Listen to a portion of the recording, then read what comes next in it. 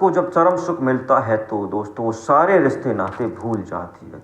फिर ऐसा क्या काम किया कि उसके घर में एक लाश मिली? आखिर क्या किया था उसने? जानकारी लेने के लिए वीडियो को पूरा अंत तक देखें। वीडियो को लाइक करें, शेयर करें, सब्सक्राइब करें। आपके सब्सक्राइब करने से हमें हौसला मिलता है दोस्तों। नमस्कार दोस्तों, स्वागत है आपका हमारे यूट्यूब चैनल में। आज हम आपको जो घटना बताने जा रहे हैं वो हरियाणा के जींद जिले के एक गांव की है, जहां पर एक परिवार अपने गांव में हंसी खुशी रहता है। उस परिवार में माँ बाप और उनके दो लड़के होते हैं दोस्तों। दोनों लड़कियों की शादी हो जाती है। जो छोटा लड़का होता है उसका नाम प्रवीण होता है, उसकी घरवाले का नाम पूनम होता है।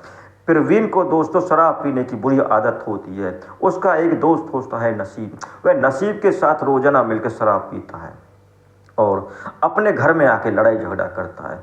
कई बार तो वो उसे अपनी पत्नी पूनम के साथ मार पिटाई भी करता है। उसके घर वाले उसकी इस आदत से बहुत परेशान होते हैं। वो उससे बहुत समझाते हैं, बेटा शराब नहीं पीते हैं, शराब पीना अच्छी बात नहीं है, लेकिन वो उनकी एक नहीं मानता है। वो उसका रोजाना का वही काम, अपने दोस्त नसीब के साथ बाहर जाना और शाम को शराब पी के घर आना, लड़ाई झगड़ा करना।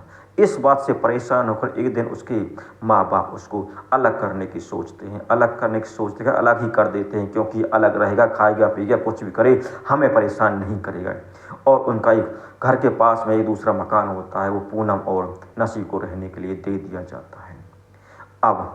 अब जो कि उनको कोई रोकने टोकने वाला नहीं था, तो परवीन अपने दोस्त नसीब से बोलता है कि अब हमें कोई रोकने टोकने वाला नहीं है, अब हम बाहर शराब नहीं पिएंगे, अपने घर में ही शराब पिएंगे और कल से तुम मेरे घर में शराब की बोतल लेके आ जाया करो। यह देखकर नसीब प्रवीण के घर में शराब की बोतल लेके आ जाता है और वह अपनी पत्नी से खाने पीने की व्यवस्था करने के लिए बोलता है, तो पूनम खाने पीने की व्यवस्था कर देती है। जब पूनम खाने की व्यवस्था कर रही होती है तो नसीब की नज़र पूनम पर पड़ती है। वो पूनम की खूबसूरती का दीवाना हो जाता है और पूनम भी जब नसीब को देखती है वह भी उसकी ओर आकर्षित होने लगती है। दोनों एक दूसरे की ओर आकर्षित होने लगते हैं दोस्तों। तो नसीब जो है परवीन को शराब पिला देता है और वो नशे में धुत कर देता है और उधर वो पहले ही दिन पूनम से बात करने की हलचल शुरू कर देता है और वो उसकी हलचल कामयाब हो जाती है। दोनों एक दूसरे से बातें कर लेते हैं, हंसते बोलते हैं, मजाक करते हैं। यह बात चलती रहती है। अगले दिन फिर नसीब दारू की बोतल लेके आता है और प्रवीण को फिर नशे में धुत कर देता है और वो फिर उससे बातचीत करता है। धीरे धीरे उनका ये बातचीत प्यार में बदल जाती है। दोनों एक दूसरे की ओर आकर्षित हो जाते हैं। और एक दिन दोस्तों ऐसा होता है कि अगले दिन फिर नसीब शराब की बोतल लेके आता है और उसे प्रवीण को शराब पिलाता है और वो दारू की नशे में धुत करके बेहोश हो जाता है और दोनों एक दूसरे से प्यार करने लगते हैं। प्यार में दोनों इतने मदहोश हो जाते हैं कि वो सारी मर्यादा तोड़ देते हैं, सारी मर्यादा लांघ देते हैं और एक दूसरे से संबंध बनाने लगते हैं।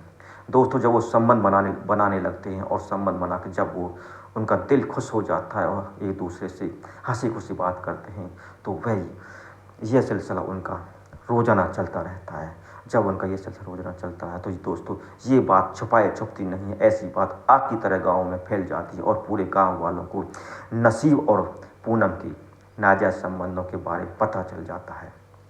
दोस्तों जब यह बात नसीब और पूनम की यह बात प्रवीण के घर वालों को पता लगती है तो उनकी माँ को विश्वास नहीं होता और वो यह देखने के लिए आ जाते हैं कि जो गांव में जो शोर मचा हुआ या क्या ये सही है गलत है।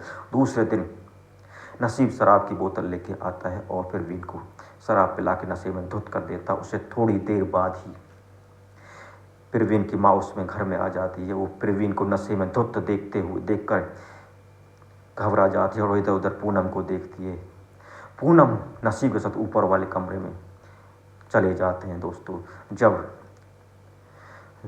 प्रवीण की माँ को पूनम कहीं नहीं मिलती है तो ऊपर वाले कमरे में देखने के लिए जाती है। वहाँ वह उन देखकर को हैरान हो जाती है और शोर मचाने की कोशिश करती है, क्योंकि वह देखती है कि पूनम और नसीब दोनों नग्न हालत में एक दूसरे से संबंध बना रहे थे। और जब पूनम की नज़र अपनी सास पर पड़ती है तो वह घबरा जाती है, शौक हो जाती है और इसे देखकर वो अचानक उसके सर पर कुछ भारी चीज़ से वार कर देती है दोस्तों। और उस भारी चीज़ वार करने से उसकी मौके पर ही मौत हो जाती है। यह देखकर पूनम और नसीब दोनों घबरा जाते हैं। वह देखते हैं कि ये तो मर गई, अब हम क्या करें। अब वो उनके मन में एक शैतानी ख्याल आता है कि क्यों ना इस मौत को एक एक्सीडेंट का नाम दे दिया जाए। वो उसे सीढ़ियों से धक्का दे देते हैं दोस्तों, और घर वालों से बोलते हैं कि माँ जी मुझसे मिलने मिलने आई थी और अचानक सीढ़ियों से पैर फिसलने के कारण गिर गई और उसकी मौत हो गई। सारे घर वाले उसकी इस बात पर विश्वास कर लेते हैं। जो प्रवीण का बड़ा भाई होता है दोस्तों, वो भी गांव में बैठता है, वो भी नसीब और पूनम के नाजायज संबंध के बारे में लोगों से सुनता है। उसे विश्वास नहीं होता। वह पुलिस को बुलाता है और पुलिस से कहता है कि नसीब को गिरफ्तार कर लिए, इसी ने मेरी माँ को मारा है। यह देखकर वह नसीब को गिरफ्तार कर लिया जाता है और जब जब मामले की पूरी जांच होती है और नसीब को डराया धमकाया जाता, मारा पीटा जाता है, नसीब अपना जुर्म कबूल कर लेता। वो कहता है कि मैं इस मामले में अकेला नहीं हूँ, मेरे और पूनम के नाजायज संबंध हैं। हम दोनों को माँ जी ने आपत्तिजनक स्थिति में पकड़ लिया था और अचानक हमें कुछ सूझा नहीं, इसलिए हमने घबरा के उसके सर पे चोट मार दी और उसकी मौत हो गई। तो पुलिस नसीब और उसकी पत्नी पूनम को पकड़ लेते हैं और उनको जेल में डाल देते हैं। दोस्तों देखो, एक नशे और एक औरत की जिस्मानी भूख ने पूरे परिवार को तहस नहस कर दिया, पूरा परिवार तहस नहस कर दिया, बर्बाद कर दिया। दोस्तों इस कहानी से हमें यह शिक्षा मिलती है कि हमें दोस्तों शराब